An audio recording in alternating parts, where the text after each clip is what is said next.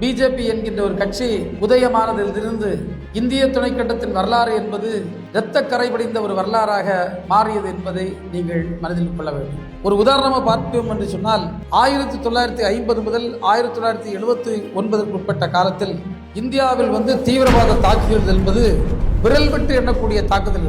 தீவிரவாதத்திற்கு பலியானவர்கள் 25 பேர் என்று நமக்கு கிடைத்திருக்கூடிய தரவுகள் சொல்லுகிறது. ஆனால் பாரதிய ஜனதா கட்சி துவங்கிய பின் 12,760 தாக்குதல்கள் இதுவரை நடைபெற்றிருக்கிறது. தீவிரவாத தாக்குதல். அதன் விளைவாக 20,000க்கும் மேற்பட்ட மக்கள் படுகொலை செய்யப்பட்டிருக்கிறார்கள். நம்முடைய பிஜேபி ஆட்சி கட்டளை பிடிப்பதற்கு அவர்கள் கையில் எடுத்த பிரச்சாரம் அயோத்தியில ராமர் கோவில் பிரச்சாரம். அந்த பிரச்சாரம் 1992 மிகப்பெரிய கலவரமாக மாறி நமக்கெல்லாம் தெரியும். 2000க்கும் மேற்பட்ட மக்கள் அன்றைக்கு படுகொலை செய்யப்பட்டார். இது அவருடைய வரலாறு.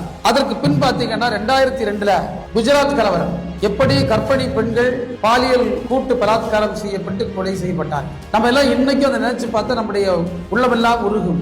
அப்படிப்பட்ட வேதனையான நிகழ்வுகள் நடத்தப்பட்டது. அன்றைக்கு இருந்த பிரதமர் வாஜ்பாய் அவர்கள் சொன்னார்கள், it is a national shame, இது தேசத்தின் அவமானம் என்று சொன்னார். நாடாளுகின்ற பிரதமர், அதிலும் அங்கு கலவரத்தை வன்முறையை ஊட்டி வளர்த்த மோடியும் அமித்ஷாவும் சார்ந்திருக்கக்கூடிய பிஜேபியை சார்ந்த பிரதமர் அன்றைக்கு சொன்ன வார்த்தை, இது ஒரு தேச அவமானம், அதை நீங்கள் மறந்து விடாதீர்கள். 20,000க்கும் மேற்பட்ட சிறுபான்மை இஸ்லாமிய சமூகத்தை சார்ந்த பெண்களும் ஆண்களும் குழந்தைகளும் அன்றைக்கு படுகொலை செய்யப்பட்டார். அதற்கு பின்னால் 2019 குடியுரிமை திருத்த சட்டத்தை கொண்டு வந்தார்கள். அதுல 53 பேர் படுகொலை செய்யப்பட்டிருக்கிறார். விவசாயிகளுக்கு எதிரான 3 சட்டத்தை கொண்டு வந்தார்.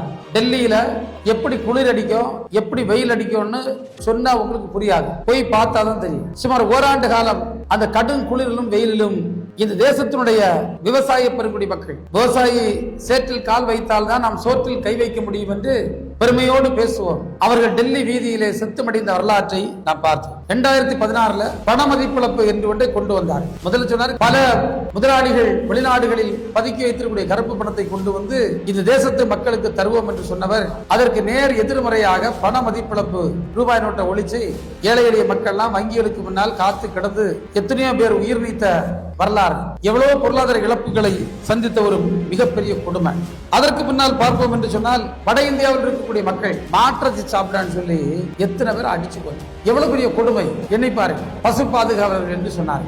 பெங்களூர் வீதியில பேண்ட் அணிந்த பெண்கள் அதை விரட்டி தாக்கினார். அதுக்கு சொன்னா கலாச்சார பாதுகாவலர், பசு பாதுகாவலர், கலாச்சார பாதுகாவலர், இப்படி எல்லாம் நாட்டு மக்களை துவம்சம் பண்ணுகின்ற ஒரு கட்சியாகத்தான் அந்த கட்சி இருந்து கொண்டிருக்கிறது. அதே போன்று எதிர்கட்சிகள் மீது ஏவி விடுவதற்கு சிபிஐ, இன்கம் டாக்ஸ் டிபார்ட்மெண்ட், இடி, இப்படி ஒன்றிய அரசின் கைவசம் இருக்கக்கூடிய அரசு துறை அவற்றையெல்லாம் ஏவி விட்டு மக்களை கொடுமைப்படுத்துகின்ற சம்பவங்கள், இப்படி பிஜேபி கட்டவிழ்த்து விட்டிருக்கக்கூடிய அநீதிகள், அக்கிரமங்கள் என்று நாம் பட்டியலிட்டு பார்ப்போம் என்று சொன்னால் எத்தனையோ பற்றி நம்ம சொல்ல முடியும். அவங்க இன்னைக்கு சாதாரணமாக நினைக்கிறாங்க.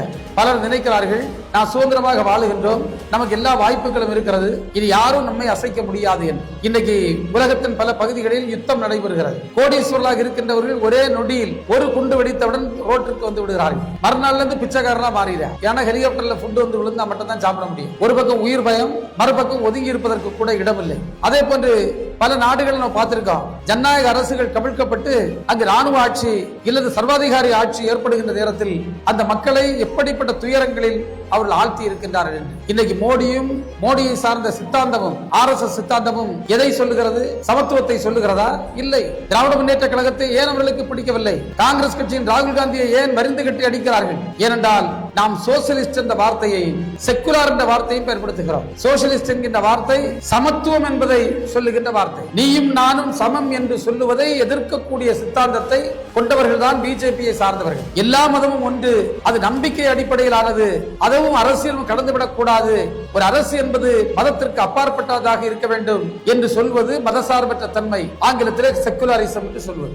அதை இவர்கள் எதிர்க்கிறார்கள் என்று சொன்னால் மதவரியை அவர்கள் ஆதரிக்கிறார்கள் என்பது அர்த்தம். எங்கெல்லாம் மதவரி தலை தூக்கியதோ, எங்கெல்லாம் சர்வாதிகாரம் தலை தூக்கியதோ, எங்கெல்லாம் சமத்துவம் இல்லாமல் போனதோ அங்கு அந்த நாடுகள் உருப்பட்டதாக வரலாறே இல்லை. நம்ம நாடு அப்படிதான் இருந்தது ஒரு காலகட்டத்தில். 1800களுக்கு பிறகுதான் பல்வேறு சமூக சீர்திருத்தவாதிகள் இந்த மண்ணிலே உதித்து வெளிநாட்டில் இருந்த பல மிஷனரிகள், ஆட்சியாளர்கள் போன்றவர்களாம் வந்து மக்களை படிப்பிச்சு இதெல்லாம் நம்ம கொண்டு வந்தோம். இதை திரும்ப எடுக்கக்கூடிய முயற்சி தான் இன்றைக்கு பிஜேபி செய்து கொண்டிருக்கிறது. அன்புக்குரிய தோழர்களே, இந்த நாட்டின் ஜனநாயக தன்மையை உடைக்க நினைக்கக்கூடிய இயக்கம் பாஜக. எனவே பிஜேபியை வேரடி மண்ணோடு அழித்து எறிய வேண்டிய தேவை இன்றைக்கு எழுந்திருக்கிறது.